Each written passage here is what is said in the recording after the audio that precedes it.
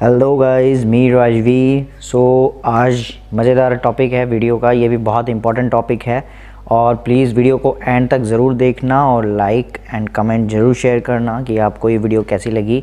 और भी इसमें नया मैं अपडेट लेकर आऊँगा और कोई भी इसके अलावा कोई भी क्वेरी होती है तो मेरी इंस्टाग्राम आईडी ये है, यहाँ पर आप मुझे मैसेज कर सकते हैं। इसके अलावा मैं टाइम ज़रूर लगेगा रिप्लाई करने में, लेकिन रिप्लाई ज़रूर करूँगा क्योंकि बहुत सारे लोगों के मैसेज पेंडिंग में होते हैं तो टाइम लगता है। मुझे 2-4 दिन लग जाते हैं, 5 दिन लग जाते हैं, 6 दिन लग जाते हैं, तो टाइम लगता है। चलिए वीडियो को स्टार्ट करते हैं। आज का जो टॉपिक है वो है मेन इम्पॉर्टेंट है GID, जेंडर आइडेंटिटी डिस्फोरिया। तो ये क्यों इम्पॉर्टेंट है, मतलब बहुत लोगों के क्वेश्चन है कि क्या ये, और जो सबसे जो इम्पॉर्टेंट बात है कि GID के बिना ही आप मीन्स सर्जरी के लिए जाते हो, क्या ये इम्पॉर्टेंट है? और इम्पॉर्टेंट है तो क्यों इम्पॉर्टेंट है? तो इम्पॉर्टेंट इसलिए है कि इसके बिहाफ पर इसका आपकी ये एक तरह से आइडेंटिटी आपकी बन जाती है कि आपको जेंडर डिस्फोरिया है और उसके बिहाफ पे ही फिर आप आगे की सर्जरी प्रोसीजर जो ट्रांजिशन है वो करा सकते हो। सबसे पहली चीज़ कि ये मतलब जो मैंने बताया कि ये क्यों इम्पॉर्टेंट है कि अगर इसके बिहाफ पे अगर ये चीज़ आप नहीं लोगे ना तो आप टॉप सर्जरी ना आप हार्मोन ट्रीटमेंट आप कुछ भी नहीं स्टार्ट करा सकते जब तक ये लेटर नहीं होगा आपके पास। तो लेटर मस्ट इम्पॉर्टेंट है, ज़रूरी है, और लेटर के बिहाफ पे ही आप आगे के सारे प्रोसीजर करा सकते हो। और ज़रूरी क्यों है? क्योंकि डॉक्यूमेंटेशन में भी इसकी ज़रूरत होती है, तो ये ज़रूरी बहुत इम्पॉर्टेंट ये चीज़ है।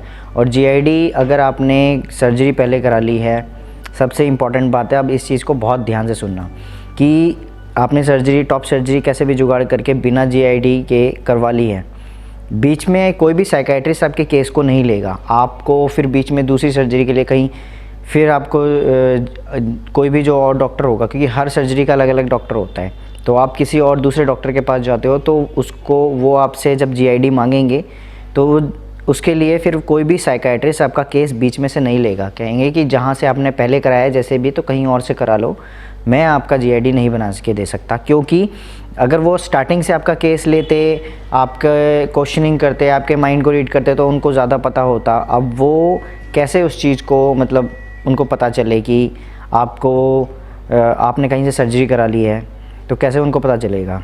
तो वो मिस्टेक बिल्कुल, वो गलती बिल्कुल ना करें कि आप कहीं से भी, क्योंकि अगर स्टार्टिंग में बेशक से टाइम लगेगा कि GID लेकर ही अपना प्रूफ के तौर पे, क्योंकि मेरे सुनने में आया कि कई लोग है ना बिना GID के ही सर्जरी करवा रहे हैं, टॉप सर्जरी।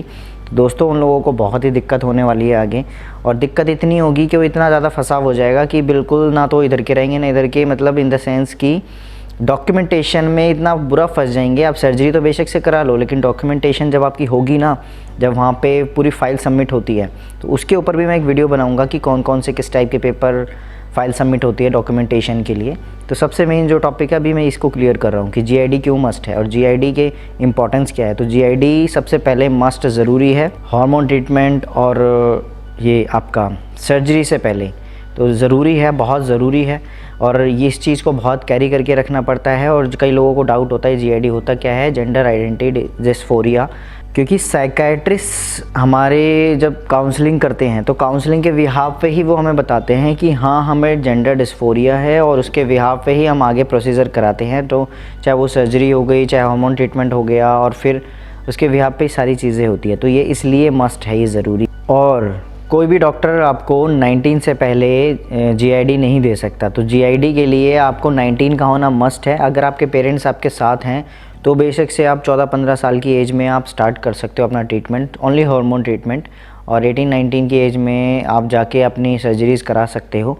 बट ये आपको लेटर तभी प्रोवाइड होगा जब डॉक्टर्स आपको अलाउ करेंगे कि अगर आपके पेरेंट्स आपके साथ हैं तो, नहीं तो अदरवाइज़ तब भी वो आपकी काउंसलिंग करेंगे। ज़रूरी नहीं है कि पेरेंट्स के बिहाफ पे वो आपको ज़बरदस्ती लेटर दे देंगे। और आप कुछ ऐसे होते हैं कि ज़बरदस्ती अगर पेरेंट्स ऐसे कुछ कराना चाहते हैं, नहीं, ऐसा कुछ नहीं हो सकता। जब साइकेट्रिस्ट आपकी काउंसलिंग पे डिपेंड करता है कि आपको लेटर देगा या नहीं देगा, चाहे आप 14-15 की एज में हो, चाहे आप 19-20 की एज में हो, चाहे आप 35-40 की एज में हो, तो आपकी काउंसलिंग तो मस्ट है ही है।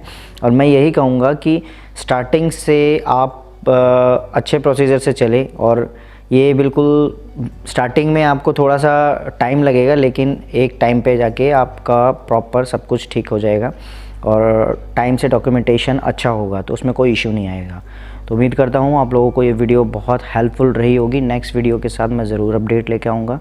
तब तक के लिए thank you so much. Okay, bye bye, all of you, take care.